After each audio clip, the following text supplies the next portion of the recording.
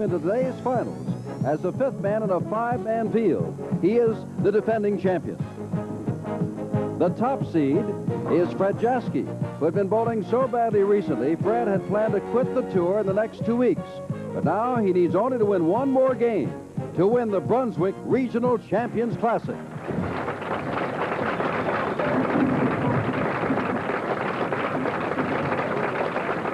This ESPN program is being brought to you by Budweiser. For all you do, this Bud's for you.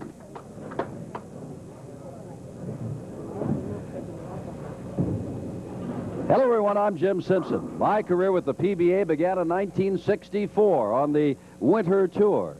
Now we're 15 years later, 15 years in the PBA's 21-year history. And glad to be here for ESPN. This is the first of 5 tournaments of the fall tour that you will see. Today, we're in Rochester, New York, Regional Champions Classic. And to start with us, we're going to the top. To the top, the very top of the PBA, that is to the president, who also happens to have won 13 championships of his own on the tour, Johnny Petraglia, the pride of Brooklyn, New York. And Johnny, I know you would rather be bowling, as they so often say, but we are so pleased to have you with us. Well, thank you very much, Jim. It's nice being here.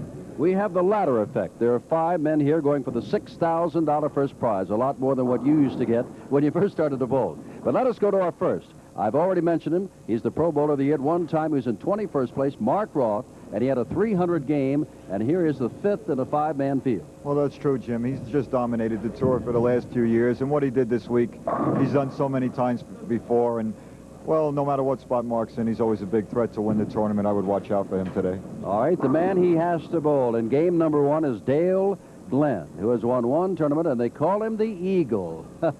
That's true. Dale has great intensity. He's been working on a lot of different releases, and he really bowled well this week. And I think if you watch his intensity, he might go all the way, too, because he really wants to win badly. I love the name the Eagle, but if that is a name, what about the name Guppy Troup? Because the winner of the Glenn and Roth match must meet Guppy Troup, who is rewriting the PBA record book. 6 300 games already this year. Well, I think Guppy's nickname should be Goose because he's just the opposite of Dale. He's as loose as a goose all the time. You'll see him nice, free swinging and bowling very well. You know, you said that in watching practice today, there's going to be a lot of pins falling. We could have a 300 game. Those are your words, not mine. Very possible. I think all of the bowls look really sharp, and there's a very good chance for a 300 on the show.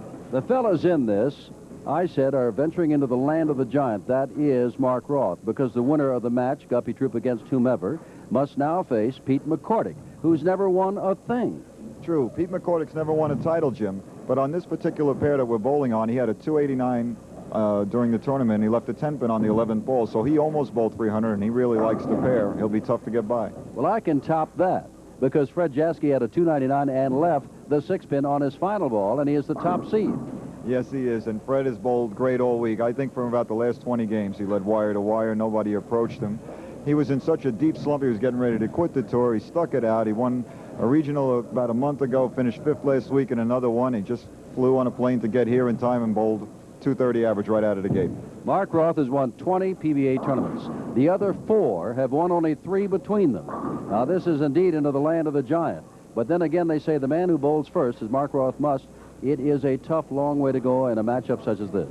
That's true. Mark does have 20 titles, but you have to remember the caliber of the guys that are on top of him. Even though they've only won 3 times, these bowlers have made a lot of money. And if they made the show and they're ahead of Mark Roth, they must have bowled a little better than he did this week.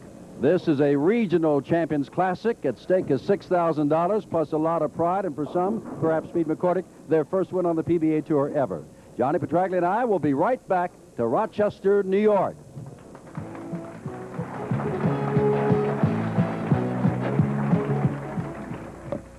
You give tennis balls a serious workout.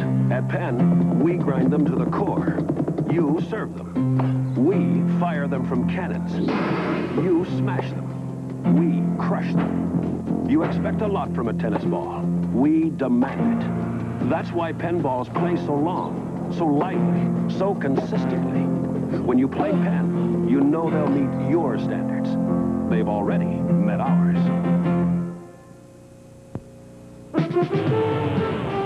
This Bud's for everyone who's into hot tracks and red-hot cars. This Bud's for you, for all you do. The king of beers is coming through.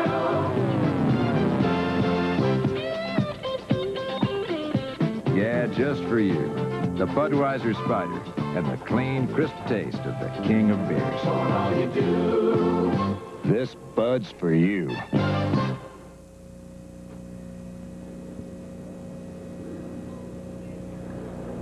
Mark Roth on your right and Dale Glenn on your left. And Mark Roth will be the first to bowl. $134,500 last year, a PBA record, already $89,217 this year, and this is the first roll of this Regional Champions Classic. Typical Mark Roth strike, Jim. Hit light, blow to rack. Dale Glenn from Northridge Beach, California, the only one from his region to make it here. To qualify for the match play. High game this week, 279.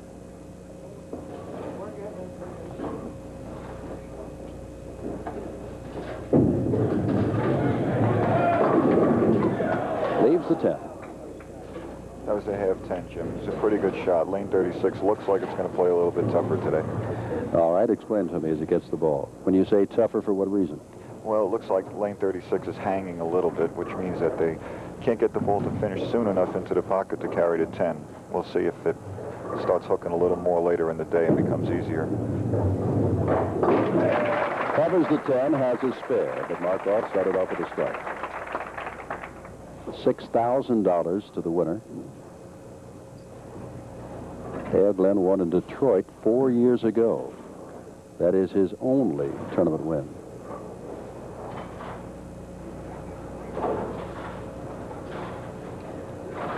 Expecting a lot of pinfall today. The last 300 game that Dale had was last year at Garden City.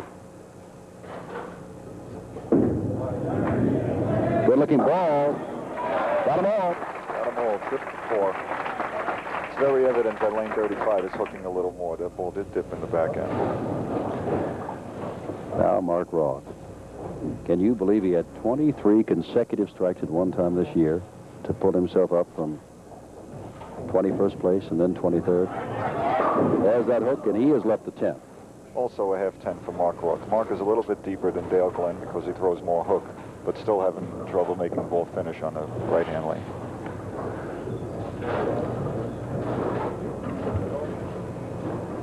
I remember Mark from the doubles that I've done, the M&M boys, Marshall Holman and Mark Roth. They gave us a lot of thrills. Oh, that's true. They have a great rivalry going. He'll try to cover the 10 and does with no problem. Cross lane. Mark uses a lot of speed, not too much lift making that 10 pin. Good advice for people that throw a big hook and have trouble with that pin. This match is even through the second frame. This is the first match, remember. The winner of this match will go on to face Guppy Troup, and so on up the line until they get to the top seed, Fred Jaskie. Frame 3.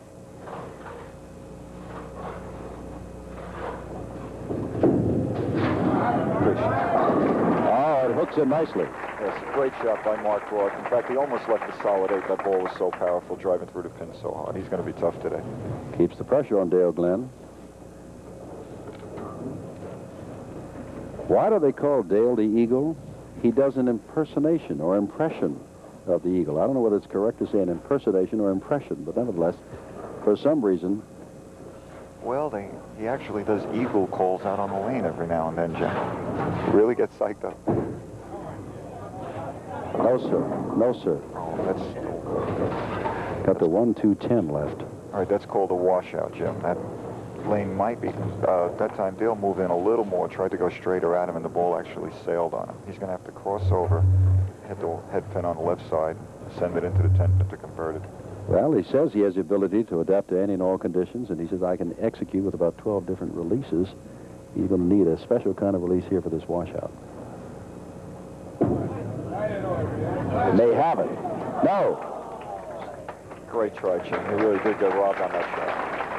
Slid by the 10 pin, and is now 12 pins down as we go to the top of the fourth frame.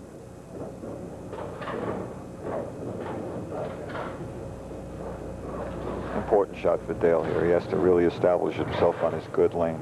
He has to let Mark know that he can strike out if he's within 20 pins going towards the end of the game. Good stroke. Got them all. Dale Glenn comes up with a strike in the fourth. And right now, Mark Roth is leading by 12. And we'll come back for the Brunswick Regional Champions Classic. We'll continue this first match in just a moment.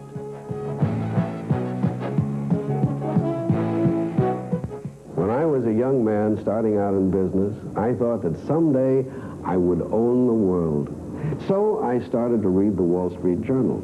It helped. The journal helped. I moved right along in business.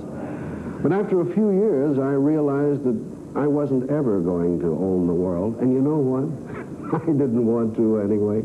All I wanted was to do my best. So I kept on reading the Wall Street Journal, and the journal helped. It helped me to do my best. And these days, well, these days I still want to know. I have to know what's going on in business. I want to keep in touch. So I still read the Wall Street Journal, and the journal still helps. It keeps me in touch. I guess I've spent all my adult life with the journal. It hasn't failed me yet. You can get 20 weeks of the journal for $22. Call 1-800-228-2200. That's 1-800-228-2200. You'll be billed later. Do it now. The Wall Street Journal. It hasn't failed anyone yet.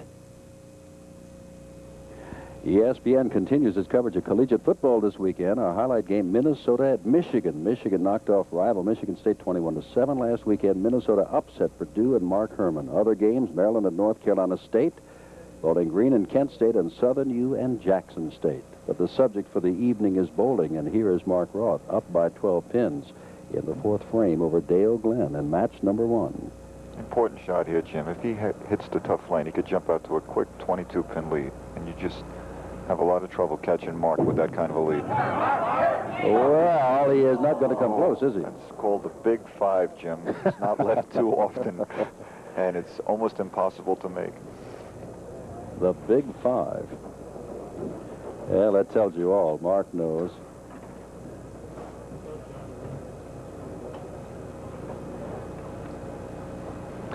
Jim, incidentally, this is the same split that Mark left in the last frame, last game, to make it by 1. Oh, look at that. Almost did it.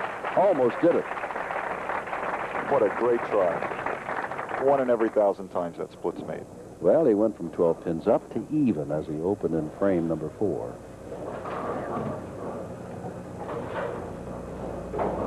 Winner of this goes on to get Guppy Troup, the all-time leading 300 shooter in a single season. Good-looking ball. He loves this lane, but is going to leave himself the 4-7. That lane's starting to finish a little bit harder, Jim. Mark threw that ball very well. This ball's Again, I got to so interrupt hard. you, Johnny Petraglia, to ask, why is it beginning to finish like that? Well, TV lights, Jim, make the lanes dry up a lot faster than they normally do. Because they're so hot, the oil evaporates much quicker, and the bowl will start finishing a lot sooner than on a normal lane condition. And Mark's ball is driving so hard, it's blowing the pins up in the air instead of straight back. Well, the door has been open for Dale Glenn as he opened in the 3rd frame, only to have Mark Roth open in the 4th frame.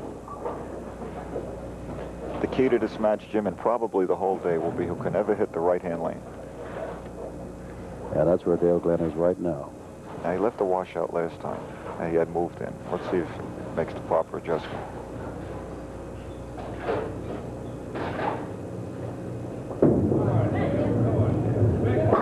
Yes, sir.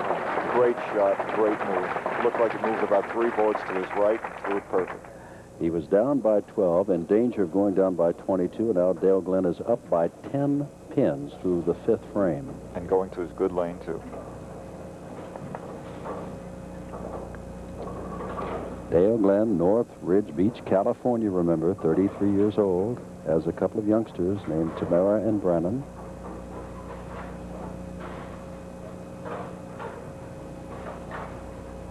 Average thus far this year, nearly 208 pins per game.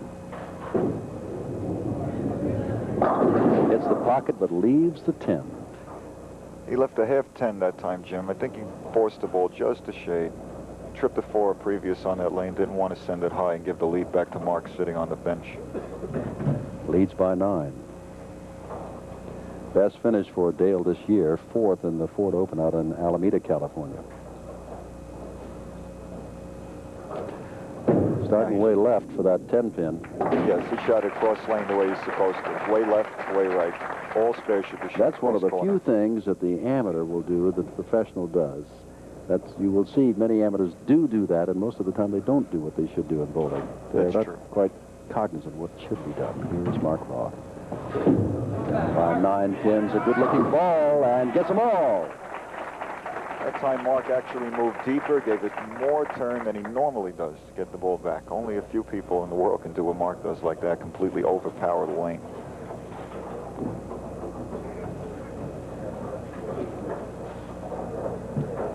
He can take the lead here if he gets a strike. And just moments ago, a ball ago, he was 9 down. This is the good lane, according to Johnny, and I'm sure to the boulders out there. Good looking shot. Well, there's your 10. Half 10 again.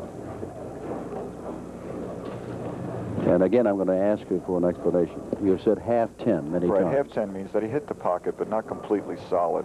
And the main reason for it is Mark got a fast 8 last time, moved in a little bit left that time, and just got a touch of an overreaction, so even though it hit the pocket, it would not carry. Cross lane at the 10. Cross lane again, aiming for the 10, and has the 10. And now we're in the 7th frame, and Dale Glenn is up by 9 shots in this match to go on to match number 2 in the race for the $6,000 at the Brunswick Regional Champions Classic.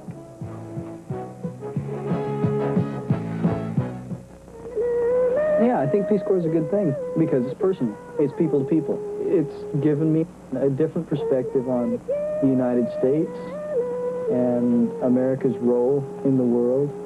The past 2 years has been an incredible living experience. And it's something I'm not going to forget, for sure. It may not be the easiest 2 years of your life, but it could be the most rewarding. Call toll-free 800-424-8580. Peace Corps, the toughest job you'll ever love.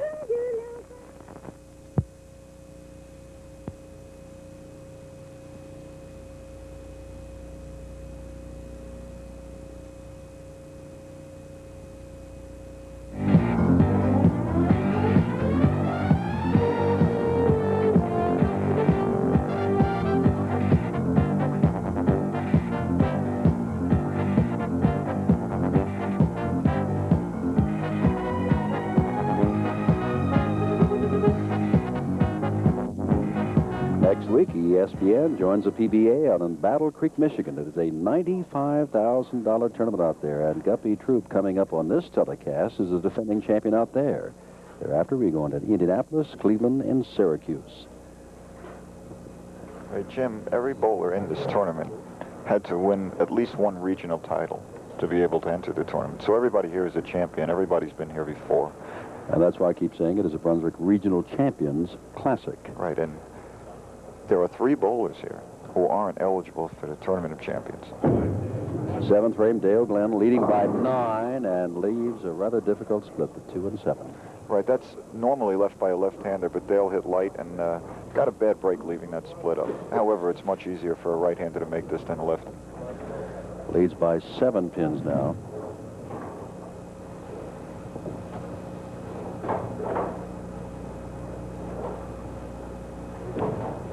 Important ball here. Does not want to open again.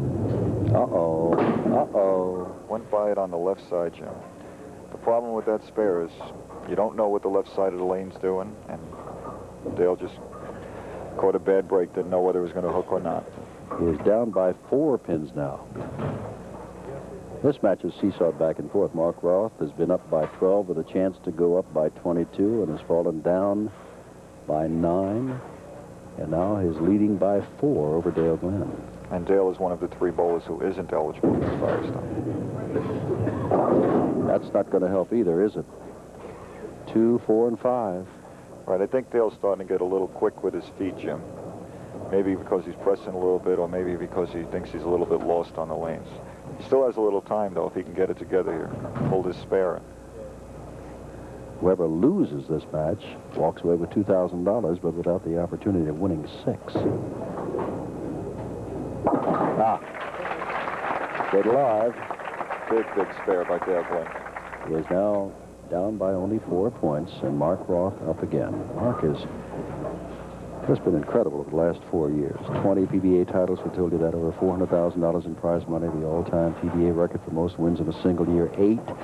And not in the good lane, but a good-looking ball, and he leaves one. Good shot. Solid 4, that was, Jim. And on that lane, it's very understandable. He threw the ball very well. Up by 3 pins. Can't ask for anything much closer than this. They could be even in the 8th, but as it is, Mark Roth leads by 3. Mark and I grew up in junior league together, Jim. And when he was 12 years old, he bowled the same way he does right now. Turned it just as hard, same type of approach. You mean people from Jersey went into Brooklyn, or vice versa? Mark and I grew up in Brooklyn. Mark moved to Jersey when he got out, huh? Yes, he did. That'll make me popular in Brooklyn. Fix it up. Routine spare for Mark. Now, here's the key shot, Jim.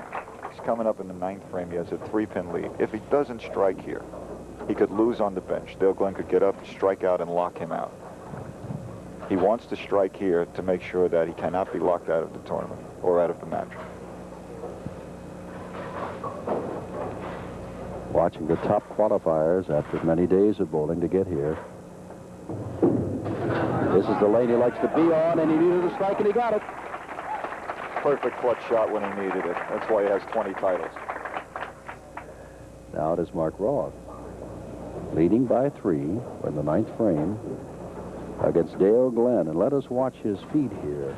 Johnny, you said you felt they were getting a little quick. They were getting a little bit quick, and I think that's why he's been light. As your feet get fast, the ball tends to go wide. We'll see if he can just slow it down a pace. Good stroke. Tit for tat. Answers with a strike of his own in the 9th frame. If Dale wants to win this first match, Jim, he must strike here. It's conceivable that he can make a spare and Mark would open, but you never plan on coming in the back door. Strike here, and he shall take the lead. Remembering, of course, this is the lane they like, the better of the two.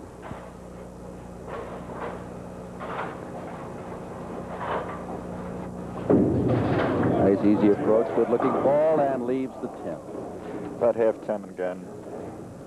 I think that Dale really did throw that ball well, and the lane just didn't finish for him. Maybe a little adrenaline creates an extra mile or 2 an hour speed, but it was a good shot. Down by 3 pins. In the 10th.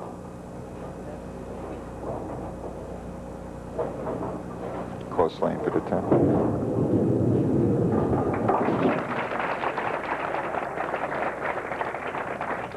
Now, wood is still big here, Jim. Remember, Mark left that big 5 on this right-hand lane that he's going to finish on. If he strikes, it can happen again. Excuse me, John. If he strikes, he'll finish with a 184, which is considerably below his high game of this week of 279. And we thought we were going to see a lot of pinfall today. We may yet. He gets them all. He finishes with 184. Television does strange things to athletes, bowlers. There was the Dale Glenn power on that fill ball. Just needed to get a little looser. Now, Mark Roth. He's been down. He's up. He just wants a mark here. And 8 more pins, a mark of any kind. What he's looking for. He'd love to have a strike, and I don't... Yes, he's going to get it. Great shot by Mark. Total trust to the right, Jim. Here's your winner. Mark Roth, Bowler of the Year. Had great leverage. Completely out over the line, trusting it wide, Jim, making sure he doesn't go through the nose. And watch the power of the bowling ball. The ball takes out the 5, which is very hard to do when your ball hits that light. Now back, he hits the pocket again, and what a way to go. If you're going to go first class. I think Mark will be real tough now. He's got that first game under his belt. A strike for 207, and he would win by 23 pins. And both bowlers have to not be too thrilled with the low pin fall they've had, but Mark Roth will be thrilled with the fact that he is the winner at least and will advance on to meet Guppy Troup, and he's going out just like that. That's the way to finish out with 4 consecutive strikes. At one time, he had 23 in a row to get himself back into this tournament. Well, he has passed the first test, and Dale Glenn wins $2,000, and Mark Roth has a chance to win a lot more. Next up, Mark Roth against Guppy Troup here in the Brunswick Regional Champions Classic.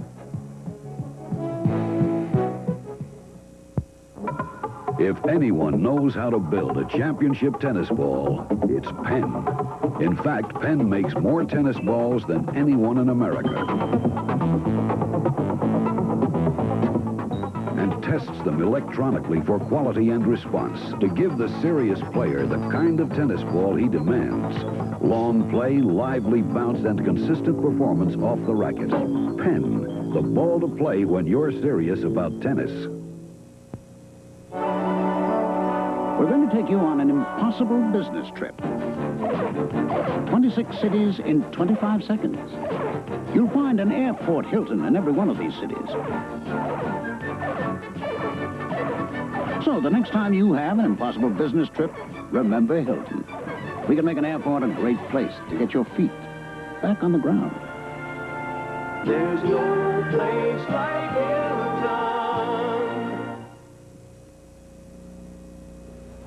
We are in Rochester, New York. I'm Jim Simpson with PBA president and 13-time winner on the tour, Johnny Petraglia. And we're looking in on the Brunswick Regional Champions Classic. And now Guppy Troup out of Savannah, Georgia, who is a defending champion. And the match you will see next week, the Battle Creek Open, will be going against Mark Roth, who finished strong to knock out Dale Glenn. He's just finishing up his practice balls here, Jim. I think he has one more shot, and then the match will get underway. Well, as we see this ball, as he tries for a strike and does not get it, I'll repeat, Guppy Troup, thus far this year, has 6 300 games. And yes, that is a record for perfect games in a single year. 6 300 games. That is amazing, Jim. A lot of people would just love to have one in their whole career, and Guppy's already had 6 this year. And Mark Roth had 4 consecutive strikes at the end of the last match against Dale Glenn, but had 23 at one time earlier this week here. Starting out the match on lane 35, and that's 5 in a row, but the first of this match. Mark's got him figured out now, Jim. Extra speed, extra turn. He's just blowing the pins apart.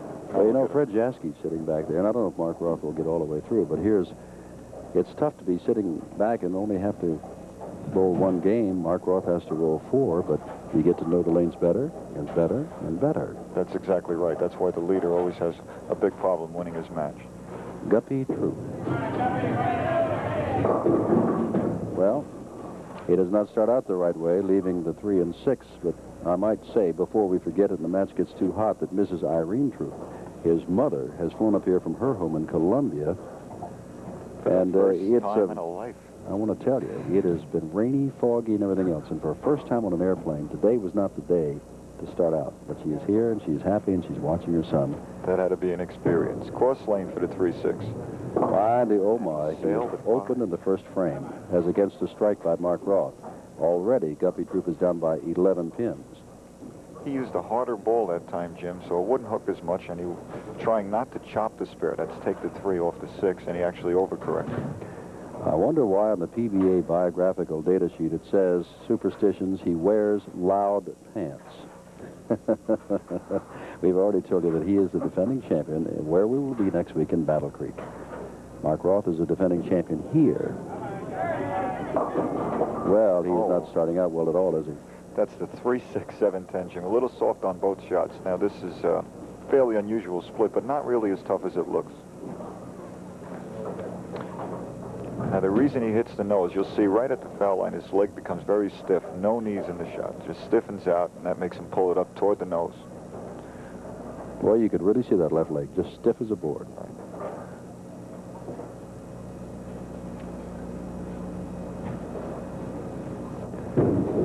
Tough, and that's got a chance. Oh. Left couple. Well, that's not the way to start a match on television. When Mom has had her first flight ever to come up and watch you by opening in frames 1 and 2 and find yourself down 23 pins. And if you're down 23 pins to Mark Roth... Oh, you're in trouble. And he's going to really try to send the hammer in here. He can get up 40 in a hurry.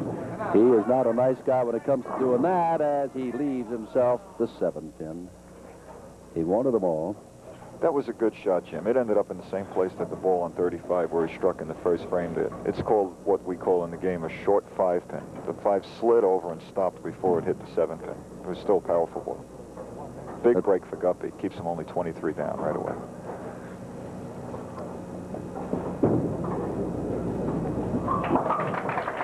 Covered the 7 with no problem. There is Jackie Roth, not too long married. As a matter of fact, on a television show I did not too long ago, we celebrated, I think, her first week anniversary, and she likes being the wife of a celebrity. I asked her, what about the fact he's gone all the time? She said, listen, he did it. I knew his lifestyle when I married him. I've settled right into it. Get along fine. Well, that's Loves true. it. She did get used to it, no problems, and it was a real nice wedding. Mark Roth trying to nail down his second match of the day has left him so, ooh, the 7 teeters back and forth and leaves itself there along with the 10. And now, big danger. Guppy Troup has opened in 2, and Mark Roth could open here in the 3rd frame. Now, most bowlers try to take just 9 out on this, Jim, because it's practically impossible. But Mark will throw it as hard as he can at the 10-pin, trying to bounce it out. Well, he threw it hard, but did not get it, so he is open in frame number 3. Guppy Troup. Why Guppy Troup? In junior league, when he captained his team, the Guppies, to a state title, he took Guppy, and I don't know what Irene Troup, his mom, named him, but nevertheless, he prefers Guppy. Yes, he does. He was the captain of the Guppies, and I guess it's stuck ever since.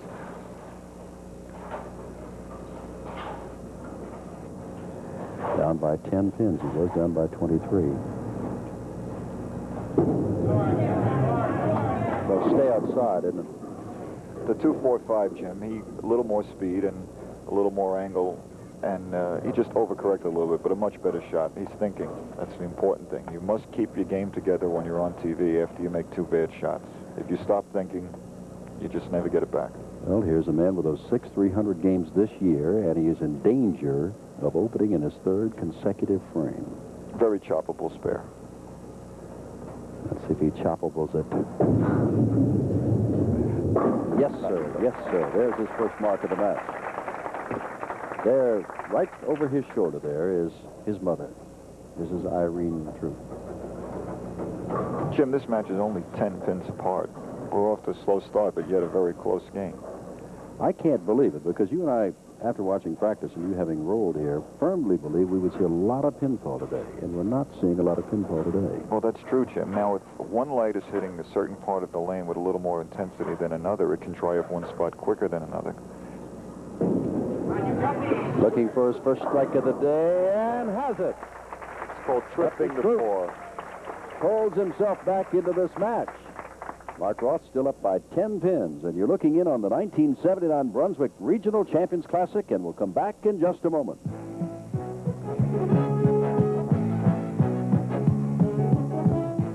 I'm Ed Thompson, the editor and publisher of a unique magazine, Smithsonian.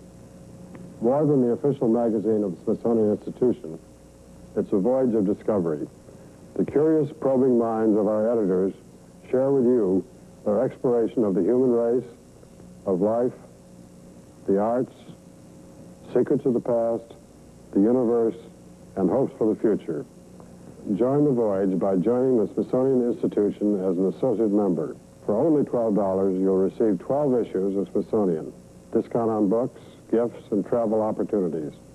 I invite you to share our concerned, challenging, and best of all, enjoyable search.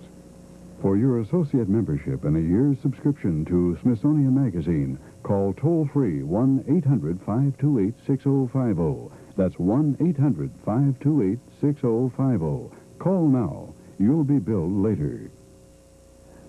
Coming up on ESPN and our continuous and total coverage of sports, NCAA soccer, San Francisco at Brown. Brown has always been a power. New England soccer. San Francisco just happens to be the NCAA champion. They beat Clemson and Indiana last season to win that NCAA championship series. You're looking in now on match 2 of 4 matches here in Rochester, New York for the Regional Champions Classic. It is Mark Roth with a 10-pin lead. He is in the 4th frame. Well, how many half-tens have they left today? They've left enough, Jim. That was, I would say, just being used to being on TV. When you're on the bench for a minute or two and then you get back up to throw the ball, a lot of times you do get a little quick with your feet. It throws your rhythm off just a shade for 1 frame. Mark practices about 6 hours a week, but he's rolling many days a week in competition. Covers the 10 pin. When Mark practices, he bowls extremely fast, Jim. So in his 6 hours, he can pump out at least 60 games. Well, when he's not bowling or practicing, he is usually at Madison Square Garden looking at the New York Rangers. He's an avid hockey fan, Ranger fan. Now, that'll kind of fit him around ESPN very well. We've got some hockey nuts at our place. Sometimes I think Mark would rather watch the Rangers than bowl. Oh, what kind of pinfall was that? It's called a wall shot, Jim. The head pin hits the sideboard, comes off the wall, and takes off the 5. Looked like a domino effect coming from left to right, sweeping across. Guppy Troup has never been ahead. He has been down by 23 pins. He's now 10 behind. He didn't mark until the 3rd frame. He had a strike in the 4th and is working on that in the 5th. And a strike here would tie up the match.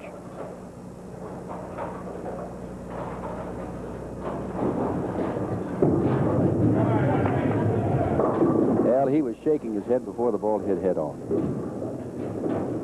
Guppy's having a little problem today, Jim. That time he cut the ball short. In other words, his follow-through didn't get to at least the height of his shoulder. He cut it off before it got there. And that also causes the ball to go high. He's just not extending himself the way Guppy normally does.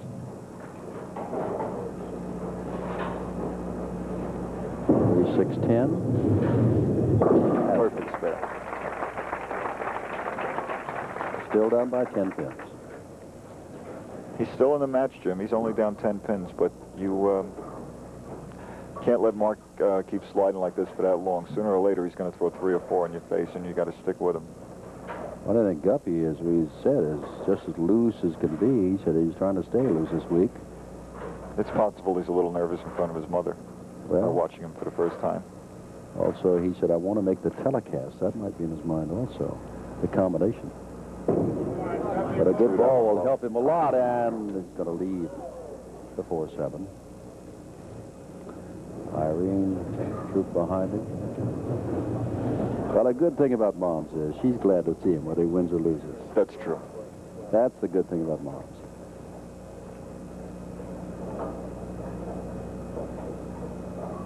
Cross lane at the 4-7. Routine spare for Guppy.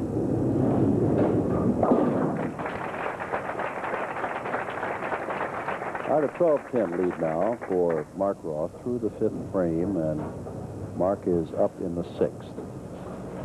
We'll see if he turns this one a little harder or slows up a little bit to get out that half-10 this time. He turned it harder, that's for sure. He is really getting some action. Something that you can't teach, Jim. He almost has his lead as big as he had back there in the early going. A 22-pin lead, and he is working on 2 consecutive strikes. I asked when I saw that Mark had 23 consecutive strikes what the record was, and everybody kind of looked around, and I think you, Johnny Petraglia, remember that someone this year had 27 in a row, but the record is around 27 and 28. It's around 27 and 28. In one of our regionals back in New Jersey, one of our bowlers had 28 in a row. Right there, Mark. He got him. Mark Roth is turning it on, looking for Pro Bowlers Association win number 21, and he has a 32-pin lead, a 32-pin lead. And we'll come back to Rochester, New York in just a moment.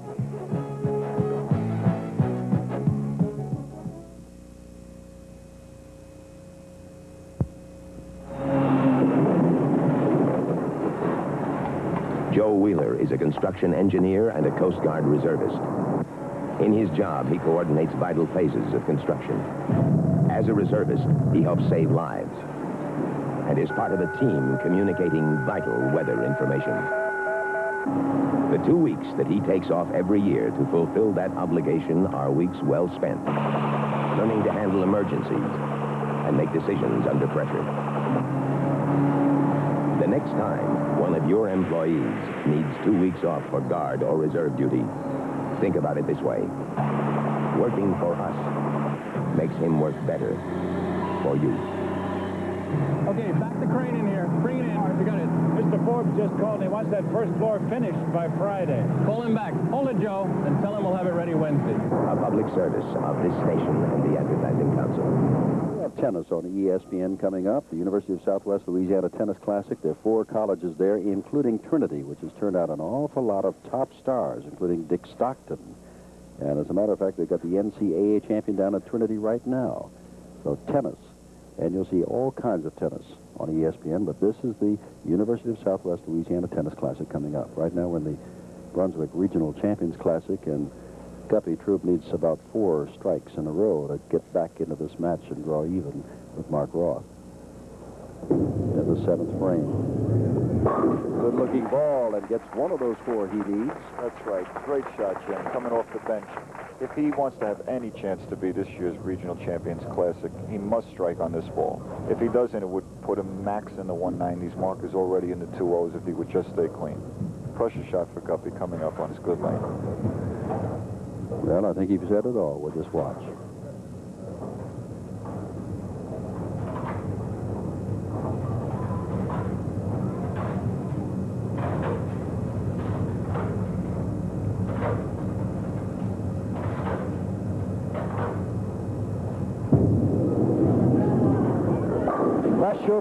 Pressure. Tremendous shot under pressure. Now Guppy's starting to be as loose as we normally see him.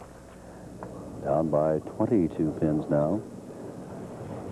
Mark Roth coming up as we look back at Guppy Troup. You see Guppy, especially with his follow-through, really extends way over his head the way he's supposed to get that projection. Mark answers the call. And while you were watching that, there was another strike, and it was by Mark Roth, just to make sure that, hey, look out. That's 4 in a row for him, and he's climbed back. He's got that 32-pin lead again. Mark Roth had 4 in a row at the conclusion of match number 1, a 5th in a row to start this match number 2, and now he's got 4 in a row again. 32 sounds like a lot, Jim, but it really isn't. Even if Mark threw a strike here, Guppy could strike out and force him to mark in the 10th. And he didn't strike. And he did not strike. He left the 6 and 10. That's right. Pulled on it just a little bit, extra turn and a little bit of a pull. His follow-through ended up in front of his face, causing the ball to go through the nose. Guppy Troup started this match by opening in the 1st and 2nd frames. Got a little bit of a break when Mark Roth opened in the 3rd, but then Roth came back with a spare in the 4th and has just been striking until this, the 9th frame. Now he wants a spare, cover the 6-10, and does. 30-point lead. If Guppy can strike out here, Jim, he would shoot 215. That would force Mark to go strike spare for a tie and a double to win. This stuff must be blazing through your minds as you're rolling. Always. Always. What is still possible, don't give up. It is still possible. If it's mathematically in the wood, Jim, you have to try. The same way those football teams win in the last 30 seconds.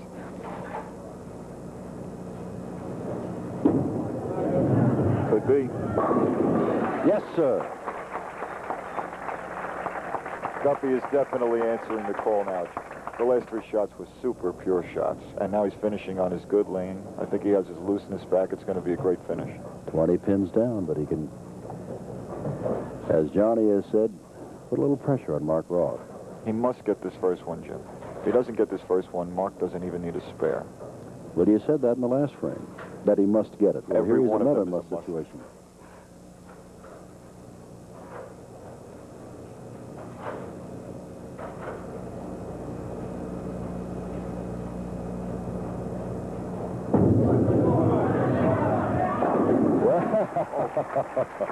Oh, that's what makes him professional. That's the mark of greatness. That's what makes him professional. He was at one time down by 32 pins, and now he is down by 10. Super trust, super extension, just blew the 5 through the wall. That means he got perfect leverage and perfect revolution. And Guppy is now working on a skein of 4 consecutive strikes of his own.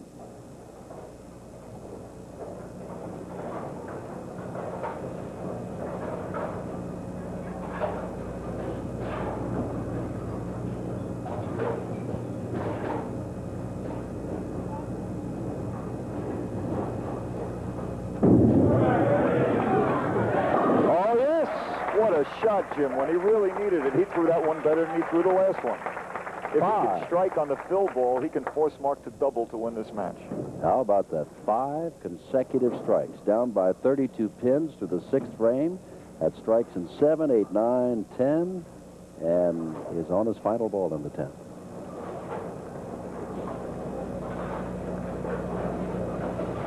When Mark sat down in the 9th frame, he had what looked to be a tremendous lead, and that is when Johnny said, if it's mathematically in the wood, you don't give up. The still ball is just as important as the first two. He's got to have a good one. Got to have a good one, and leaves the 7th pin. That's a very important pin. 7-pin waiver just a little bit. Right, now Mark needs the first strike and a spare to win this match by 1 pin. If he gets 9 on the first ball and spares, he needs a strike to tie. All right.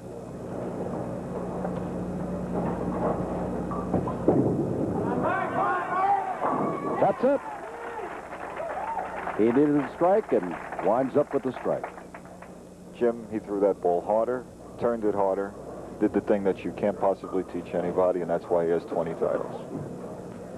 Now he needs a spare to win by 1 pin.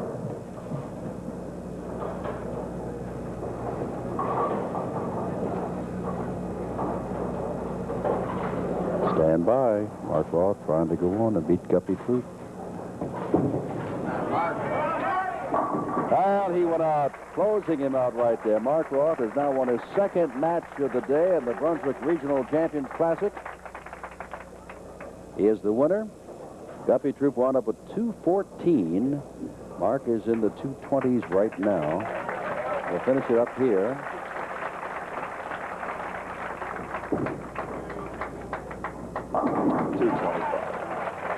Comes in with a 225, has won his 2nd match, and next up for him is Pete McCordic. We're in Rochester, New York, and ESPN is bringing you the PBA Tour, and we'll come right back for match number 3.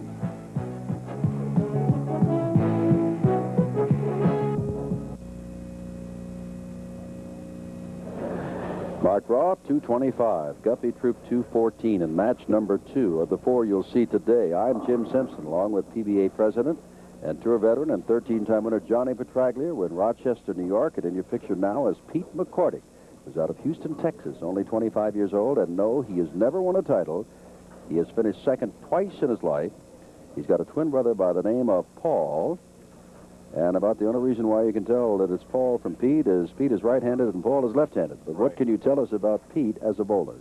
Well, Pete has really bowled well the last couple of years, even though he hasn't won, Jim. The thing, if you were going to look for anything today in Pete's game, is his knees. He has an extremely strong game in his knees. His knees do all of the work. If he starts to rise and get stiff-legged at the line, he'll have trouble. If he can keep his knees down, he'll bowl very well. Pete is a teacher of bowling, and under his goals that he would like to do is he'd just like to win a title. And if he's going to win a title, he's got to go against this man here and beat him, Mark Roth, who has eliminated 2 people, Dale Glenn and Guppy Troup. Well, Mark, I originally thought had a great shot on the pair, but it shows what he's doing. His shot isn't that great, but his character is. That was a great shot. I think I've seen that shot before. He's rising to the occasion. This starts out with a strike. Now here's Pete McCordic. Only won $16,625 this year. Had a pretty good year last year. Starting on the lane, they don't like as much, but a good-looking ball, and he matches strike for strike. Now that's really a terrific shot, coming out your first shot on TV after being on the bench for an hour and hitting the tough lane solid right away.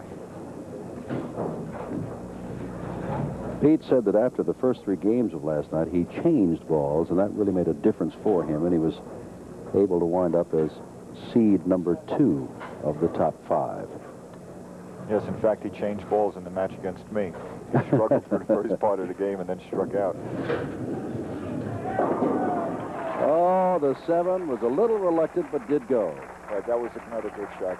That's called swishing the 5. I mentioned it before. He throws a lot of power, almost as much as Mark, in fact. He does get a lot of turn on the ball. I don't want to jinx anybody, but we said we're going to see a lot of pinfall here. We've had 3 strikes and 3 balls thus far, and here's Mark Roth. And I didn't jinx him. No, you didn't. The lanes are breaking down now, Jim, which means the oil is evaporating. The bowlers are able to get in a little bit deeper, and yet the ball is still finishing, so the carry is increasing. Jim Lewis, we always have an alternate, and I don't think Jim will be needed today. No, he missed the show by 1 pin. It's a tough way to miss.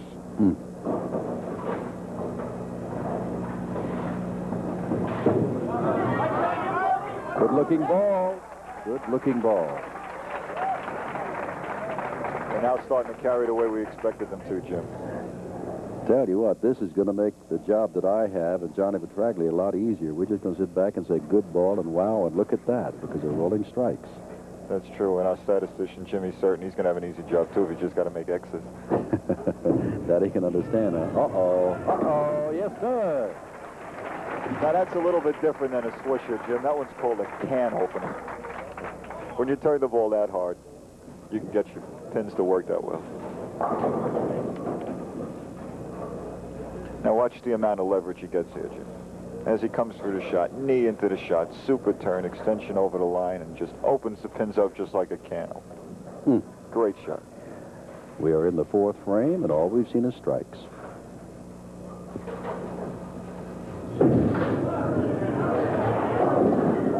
Well, that's the end of the scheme. Yes, it is. A little bit of trust to the right, Jim. A little bit over the line, ball skated on him. That gives Mark Roth a 1-pin lead here in the 4th frame, thus far.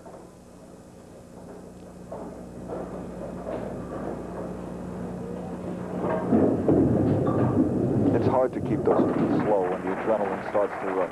Outstanding bowling. You're watching in Rochester, New York. And we'll come back for match number 3 in the race for the top prize coming up shortly on ESPN. Coming up now is Mark Roth with a 1-point lead in the 4th frame, trying for strike number 4 in a row and gets it. And the bowler of the year is showing us why he's the bowler of the year. He's wired on both lanes now, Jim, and his carry's superb.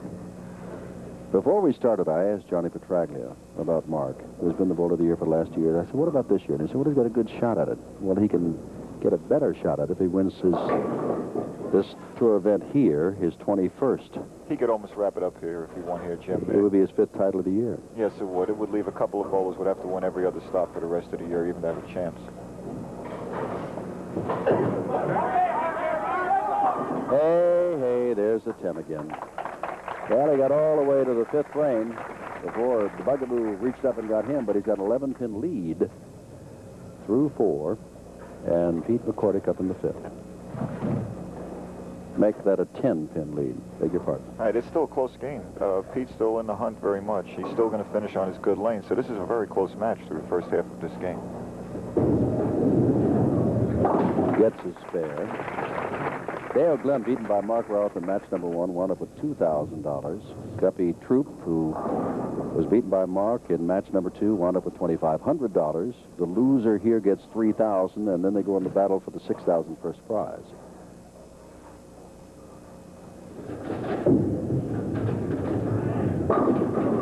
Well, now guess that's what? called a solid 10, Jim. And all that is a bad break. He could not have thrown that ball any better. It just happens every now and then. Well, I'm of the opinion that I throw a lot more half-tens than I do solid 10. Incidentally, the way we always remembered Peter's name from his brother Paul on tour is that Peter ends in an R and he's the right-hander, and Paul ends in an L and he's the left-hander. I'll mark that down. That's like how you taught me how to remember the names of all the Great Lakes. Right. Holmes. H for Huron, O for Ontario, M for Michigan, E for Erie, and S for Superior. I'll never forget that. Oh, that elementary school teacher, I was just a world of knowledge. It's amazing what you talk about when you're getting ready for a bowling show. Pete McCordic down by 11 pins. Big shot here on his pie lane. 6th frame. Oh, my. Well, there's a split and a half, isn't there? 4, 7, 9, 10. He tugged that ball, Jim. You can see it as soon as he let it go. He pulled up on it. Causing the ball to dip through the nose. Now, this is a real tough spare to make. Started out with 3 consecutive strikes. He spared frames 4 and 5 and in danger of opening here in 6. But he is a professional. Going to try to get all the pin action he can, but not enough. Opens in frame 6. Now, there's a big break for Mark. Jim, he gets up and goes 27 pins into the lead, sitting on the bench. He picked up 17 pins by not doing anything. That's going to pump him up these next 2 frames. Waiting in the wings is Fred Jaskie for the winner of this. He is top seeded after the preliminary. Well, there's that 10 again.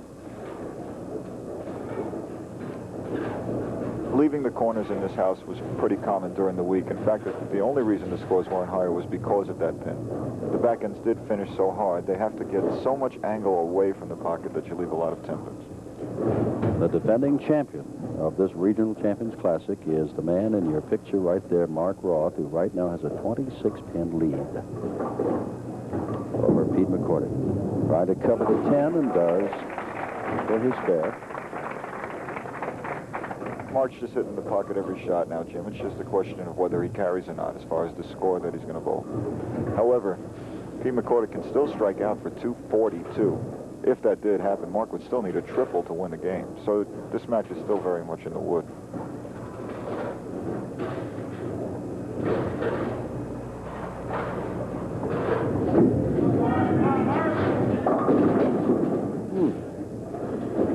I seemed to open my mouth at the wrong time, Jim. That time I made a bad shot, pulled up on it, and threw it through the nose, leaving the 6th.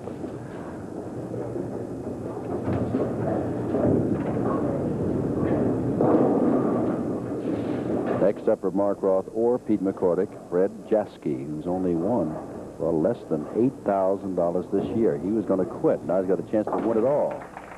As Mark Roth covers the 6 and has a 25-pin lead. Pete McCordic is up, 25 pins down. Match number 3 of 4 at the Olympic Bowl in Rochester, New York. And Johnny Petraglia and I will come right back after these messages. This is my friend Emilio. I remember about 10 years ago when he was working at the factory. He used to say to me, "You know, Miguel, someday I want to be my own boss, own my own business. But when you got a large family like Emilio, trying to save some money, man, it's hard, I know." So it was a good idea when he asked the man he worked for and found out about the thorough savings plan. Just what Emilio needed. This way, a few dollars from his paycheck went into the plan every week. And soon those savings bonds started piling up. It's a good feeling when a man works hard for years and finally gets what he wants.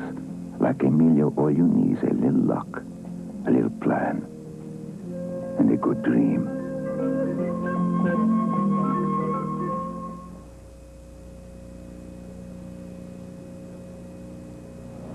The Winter Olympics will be with us before we know it, and the U.S. Olympic hockey team is getting ready for their battle in Lake Placid against the rest of the world, including, by the way, a very strong team from Canada. You will see 2 exhibition games between our Olympic team against the Atlanta Flames and the Washington Capitals of the National Hockey League, as ESPN covers all sports, the total cable sports network.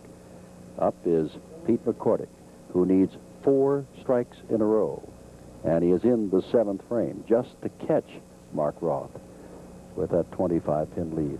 And as in the position with Guppy, the previous game, the do-or-die frames are coming up now.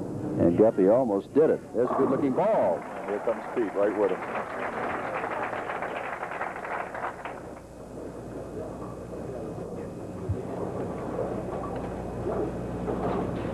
Jim, Pete must figure out the left-hand lane. It was originally his better lane of the 2, but in the last 2 frames on this lane, he's gone very wide to leave a 2-pin and through the nose for a split. He must make a good shot on this lane because he plans to finish on it. Well, he had a 289 this week. He's nowhere near that today. That's another good looking. He needed 4, remember. There's 2 of the 4. At the moment he figured out the lane, Mark Roth gets up to roll in the 8th, up by 15 pins.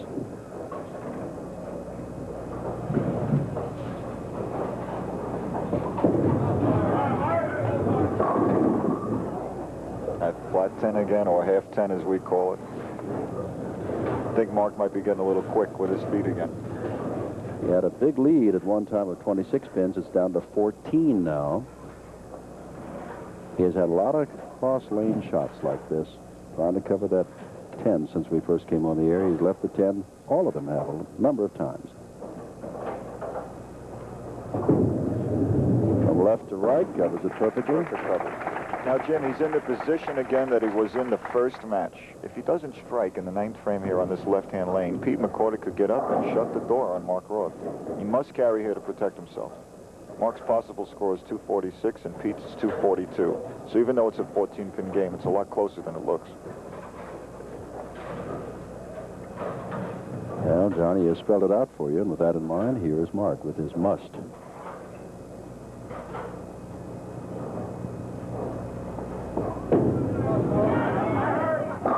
And he must, so he did.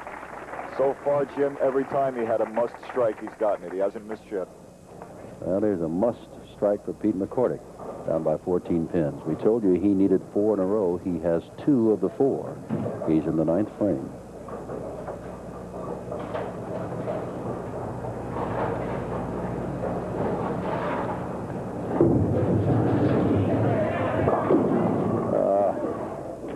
A little bit of pull, Jim. A little bit soft on the shot. That's just about the match there. He can shoot, well, excuse me, I'm sorry. He can still shoot 220, which would make Mark have to make a spare in the 10th frame. Stranger things have happened, but it would indicate to us that Mark Roth is going to get a shot to successfully defend his title against Fred Jaskie in the final match of the day.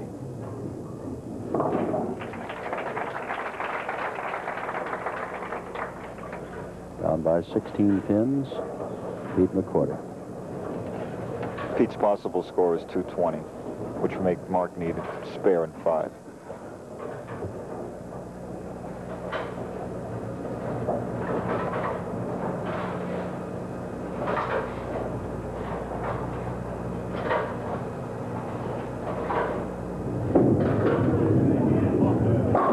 The first one, Jim.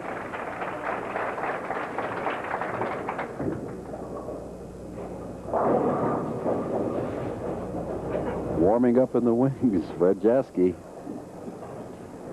Yes, it should be an interesting last game. Before the TV show started, Fred told me that he really liked this pair a lot, and he was looking forward to bowling in this title match.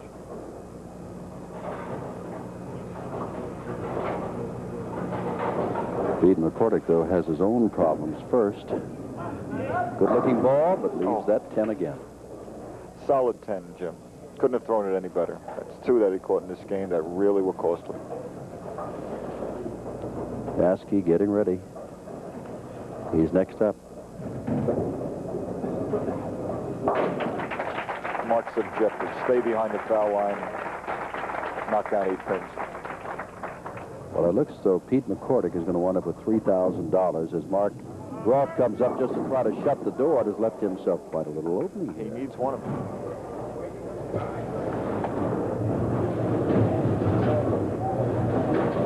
It only takes one. A little bit of laziness there on Mark's part. You figured it was over and got lazy, went through the nose. That's not uncommon in any sport, as you well know, but he just comes back and nearly got all 3 of them there to go ahead. He's the winner. And win the match. Shaking his head again.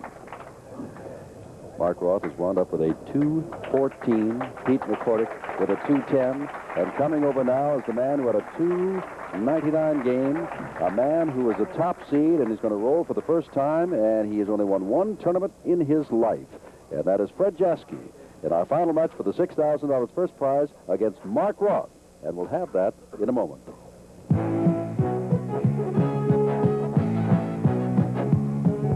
I'm here to remind you to do something you've meant to do a dozen times. I'm here without props, alone, because I want you to think only about what I have to say. First, remember this number. I'm here to remind you to subscribe to the Wall Street Journal. I don't need to tell you why, because you already know. If you've ever worked for a living, you know. The Wall Street Journal is the only national daily business publication. Every business day, the Journal reports to its readers everything happening anywhere in the world that can affect them, their jobs, their future. You, your job, your future. The Wall Street Journal. If you call 1-800-228-2200 now, you can get 20 weeks of the Journal delivered to your home or office for just $22. You've been meaning to subscribe to the Journal. Now do it. 1-800-228-2200. 20 weeks, 100 copies for just $22. Rochester, New York. I'm Jim Simpson with Johnny Petraglia, president of the PBA and a tour veteran. And we're looking on now as the final match of the Brunswick Regional Champions Classic is about to begin. And for the first time, we're looking at Fred Jaskie, age 32, Greendale, Wisconsin, has won one tournament in his life. That was a year ago in Milwaukee when he beat Marshall Holman, a real competitor as well as a partner to Mark Roth, on television for the win. So Fred Jaskie has been on TV before and has won before, but as we pointed out at the very beginning, Johnny, he's earned less than $8,000 this year. Thought he's going to quit in the next 2 weeks, but has rolled so well here, he's changed his mind. Yes, I think so. He's the current leader. This is a very important tournament to him, Jim, not only for the money.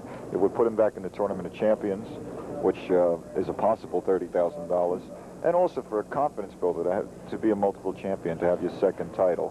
The reason that he's taking 3 practice balls on each lane is that's one of our rules. He's the tournament leader. He gets 3 shots on each lane. That's because he never got a chance to roll, while Mark Roth, as it has turned out, has already been in 3 matches. Am I right or wrong? Exactly. It's been over an hour since he's been on these lanes, and he gets 3 on each to figure out how they are. Mark has just bowled 3 games on the lanes and knows exactly where he's going to play. That's where the disadvantage comes in being the leader. Quickly, Johnny, tell why the minimum for a pro bowler is to carry with him 14 different balls. Well, I carry 14. I think you need 6 plastic and 6 rubber, and 3 hard plastic, soft plastic, 3 hard rubber, and 3 soft rubber. And then if you still haven't figured them out, you need 2 emergency bowlables. And if you can't do it with then, you might as well quit. Here's the prize money, $6,000 to the winner, $3,500 to the second place man in this tournament. Pete McCordic has won $3,000. Guppy Troup has won $2,500. And Dale Glenn won the $2,000. And Mark Roth has won 3 consecutive matches. And he needs the 4th to successfully defend his title and win his 21st PBA crown. Fred's chosen to let Mark start. Fred wants to finish on 35 also. Well, that's the way he has been starting. You'll see a contrast in styles now, Jim. Mark inside, twisting it as hard as he can. Fred Jaskie playing out with very soft stroke, without a lot of hook, going right up the boards with the grain of the wood. Fred had a 299 in the opening round here, left a 6-pin on his final shot. So he can get a lot of lumber. Needs a strike here, and got it. Tremendous shot. This is the way we started out the 3rd match, remember, between McCordic and Roth. Fred Strike. Fred has that nice, short, compact game, Jim. He just gets the ball in the swing early, not too high a backswing, gets everything to the line together. With the ball and the body come together, that's why the ball does not hook a lot, and that's why he's able to throw it so straight and play out further than anybody else. And that graphic you saw is correct, $7,840. That's all he's earned. That's why he wanted to quit. He can make 6 right here. Gee. Oh, with a little help from our friends. Oh. How about... Reared up on that shot, Jim. Pulled it really bad. The ball crossed over, and he got a Brooklyn. That can really loosen you up.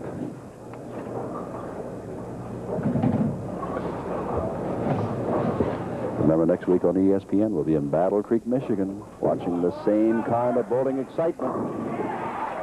Well, they're just doing exactly as we started. Didn't rattle Mark at all, Jim. Just came right up and threw his normal stroke. They get in that groove. Now watch how far he gets the ball over the foul line. His arm will go all the way past his body, and then he releases. That's where all that turn and power comes from. The white dot looks like a blur going into the pins.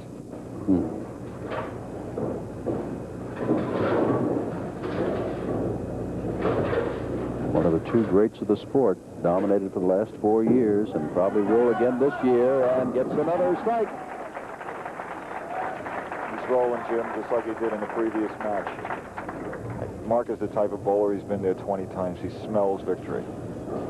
If you keep up with him in the early frames, though, you get a chance.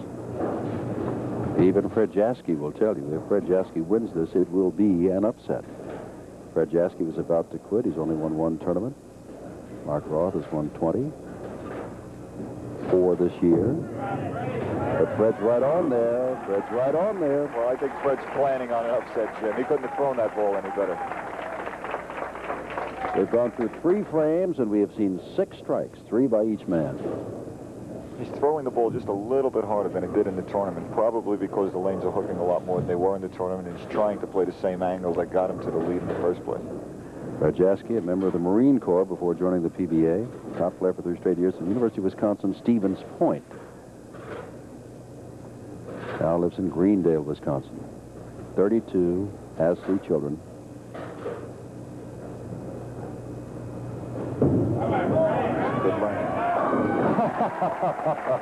Any questions? Any questions? We have seen 7 balls thrown and 7 strikes. Who knows what will happen to the race for the $6,000 when this match continues from Rochester, New York.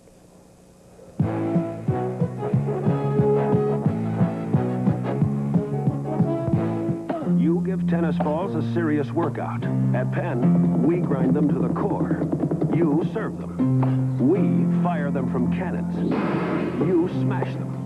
We crush them. You expect a lot from a tennis ball. We demand it. That's why Penn balls play so long, so lightly, so consistently. When you play Penn, you know they'll meet your standards. They've already met ours. Weekends were made for Michelob. Weekends were made for special friends. It's the time to have that smooth and mellow beer. It's Michelob. Every weekend is really a little vacation at the end of the week. And doesn't that call for Michelob? Weekends were made for Michelob.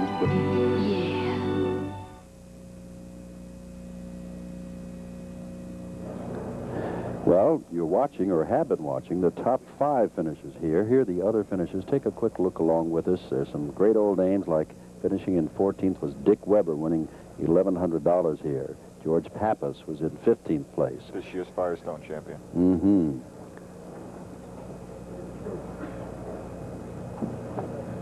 There is Fred Jaskie, who finished at the top of the heap. And right now he has thrown 4 strikes at Mark Roth, who is trying to throw his 4th consecutive strike. As we went away, Johnny Petraglia said, some kind of title match.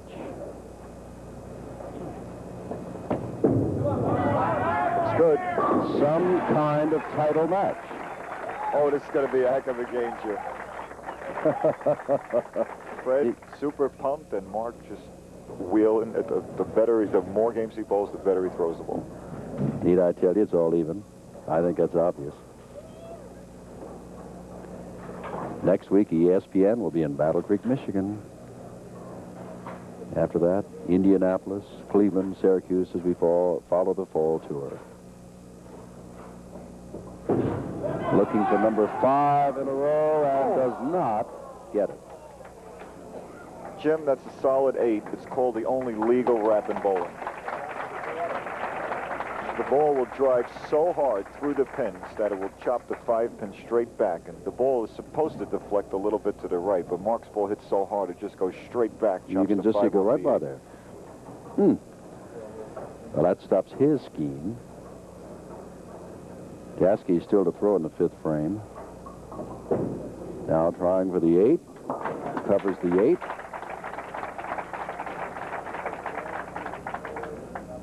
You can see the score. Jaskie, after all this, only has a 1-pin lead as he steps up in the 5th frame. Working as Roth was on 4 consecutive strikes. After a break like that, Jim, if Jaskie could throw 2 strikes here and get a 20-pin lead, it can be a demoralizing effect for the rest of the game on his opponent. Well, he knows that. Heads for the pocket, and oh, he got them all. Let's scramble him. That's a wall shot. An 11-point lead, and what Johnny said, if he gets 2 in a row here in a 21-point lead, a little demoralizing. Although he had light pocket for a wall shot, Jim, that's an excellent shot. It's very tough to trust the ball when you're in a key situation like that and keep it to the right. The normal tendency is to jump out and throw it through the nose.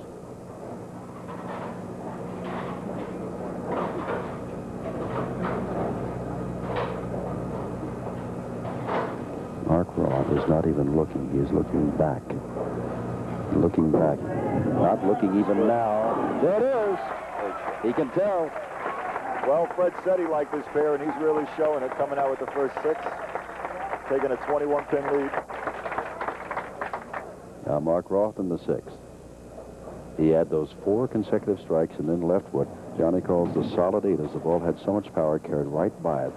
The ball was well thrown. Now he's trying to get back into it, and does. Climbs right back. In other words, what we've been saying is Mark has thrown the ball beautifully every time he's thrown it, but it had such power in the 5th frame that he shot by the 8-pin and left it. All right, otherwise we'd have a tie match here. Fred Jaskie's now saying to himself he doesn't care if Mark has 40 titles. If he bowls 300, he can't lose. And remember, he had a 299 in the opening round here. Jaskie did, leaving the 6 on his final shot. Roth has 5 strikes in 6 frames. Make it 7 out of 8. Make it 7 out of 8. The bowler of the year rises to the occasion once again, closing the gap to 11. Well, here's Fred Jaskie. 6 strikes, 6 frames, frame number 7. Jim Stefanovic was the last to roll a 300 national television in Alameda in 1974.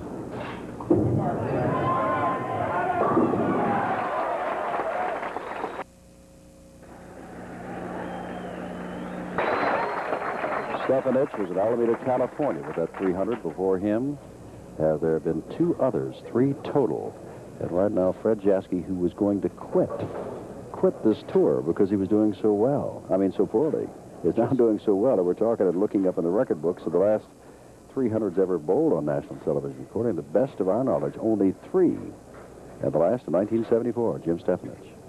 That's 5 years ago. He just hit his tough lane, Jim, and he's on his good lane now. Frame 8. Frame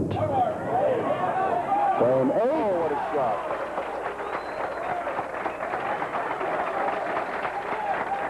That ball must have been up around 20 miles an hour. He threw that one so hard and straight right out the hole, Jim.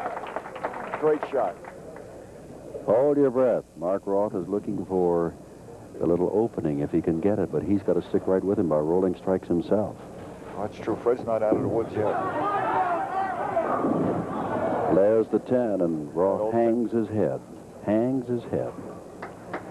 The importance of that 10 pin, Jim. Mark can now shoot 258 if he should strike out. If Fred Jaskie can make 2 spares, he'll be in the 260s. That's why Mark knew that one was so important. He would now need an open from Jaskie if he wants to defend his title. Jaskie not only looking for the perfect game, but more than that, he is looking for a win, only his 2nd win on the PBA Tour. And he would make almost as much money in this tournament, $6,000, as he's made all year long, $7,840. You asked before why we bowl. Your life can turn around in a hurry out here, Jim. Not too many people can do that. Mark Roth, we almost had him Pro Bowler of the Year already again by winning his 21st tournament. And here's a fellow that's only won 1. Done so well, but Roth is hanging in there. But Jaskie is in excellent shape. He is up by 32 pins, and he's got 8 strikes in 8 frames. And you know what he's looking for. Obviously, Jim, everybody's thinking 300. The secondary story is that if Jaskie strikes on this ball, he's locked up the title. He wouldn't even have to spare in the 10th frame. And if I can put my thoughts into his, and they may not be correct, I think he's more interested in this strike to get the title than he is in a possible 300. I think so, too. I think he's saying, well, let me get number 9 and not even have to worry about the victory, and then I'll worry about 300 later. That's right. Let's get this thing nailed down here. Fred has just asked for a re-rack. He gets his first re-rack automatically. His second one, he would need permission from Harry. Now, what is it they see when they look down there and they say, I want to re-rack? Well, if all the pins aren't on spot, it can cause a wrap. For instance, the first time that he was up, the 3-pin, the one just to the right of the headpin, was sitting a little bit left. Usually that creates that solid 10 or that half 10 that Mark's been leaving all night. Fred probably saw that. This would be his 9th in a row, and if it is a strike, he has won the match and the title. Good, Jim. Hey. Tremendous shot. Jim, he's getting looser on every shot. He threw that ball better than any of the other 8. He wanted to be a multi-champion, and he has now won his 2nd in his career and $6,000. All right, Mark Roth is finishing second with $3,500, and now we come down to the story of the possible 300 on national television for only the 4th time in history. I know how he feels, Jim. I've been in this position once. I had to cross my legs just to stand up.